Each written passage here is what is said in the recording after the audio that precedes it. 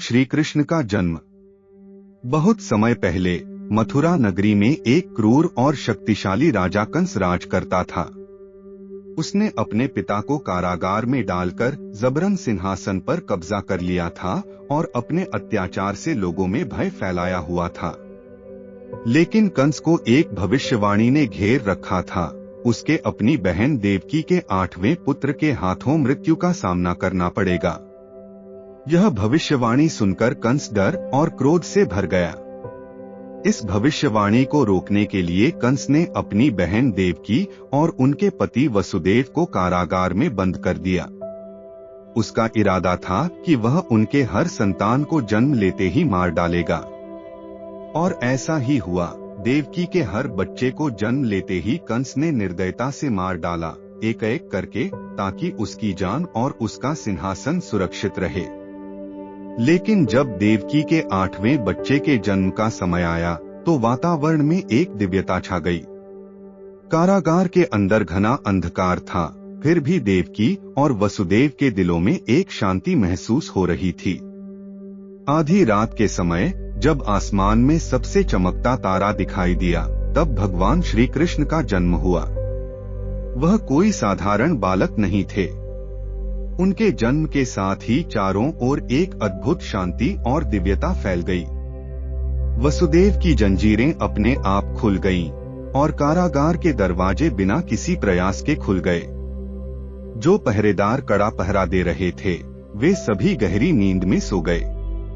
तभी एक दिव्य आवाज सुनाई दी, जिसने वसुदेव को आदेश दिया कि वे नवजात श्री कृष्ण को यमुना नदी के पार अपने मित्र नंद के घर गोकुल में छोड़ आएं। वहां बालक सुरक्षित रहेगा और कंस के क्रूर हाथों से बच जाएगा।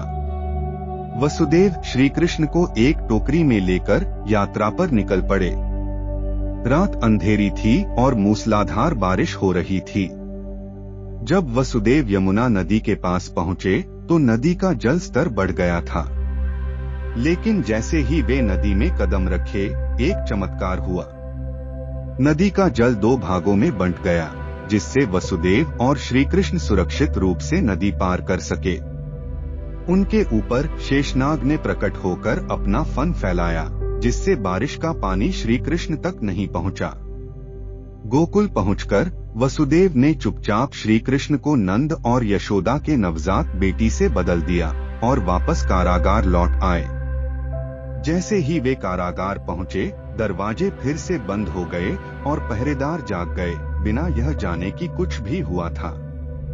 जब कंस को देवकी के 8वें बच्चे के जन्म की सूचना मिली तो वह बालक को मारने के लिए दौड़ पड़ा।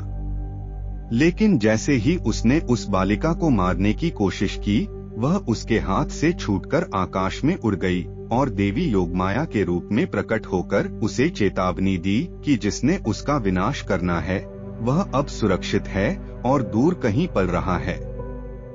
कंस हतप्रभ रह गया, लेकिन उसने देवकी और वसुदेव को छोड़ दिया। भविष्यवाणी अभी भी सत्य होने की ओर बढ़ रही थी।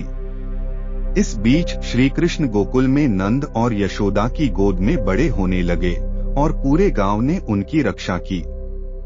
जैसे जैसे वह बड़े हुए, उन्होंने कई चमत्कार किए और अपने नटखट स्वभाव से सभी का दिल जीत लिया। उनकी उपस्थिति मथुरा में फैले अत्याचार के खिलाफ आशा और आनंद का प्रतीक बन गई। इस प्रकार भगवान श्री कृष्ण विष्णु के 8वें अवतार ने धरती पर अपना पहला कदम रखा, कंस के अत्याचार को समाप्त करने और मथुरा में धर्म की पुनर्स्थापना करने के लिए। श्री कृष्ण आप सब पर अपनी कृपा सदैव बनाए रखें। धन्यवाद। सनातन धर्म से जुड़ी और रोचक कहानियों के लिए हमारे चैनल को लाइक, शेयर और सब्सक्राइब करना न भूलें।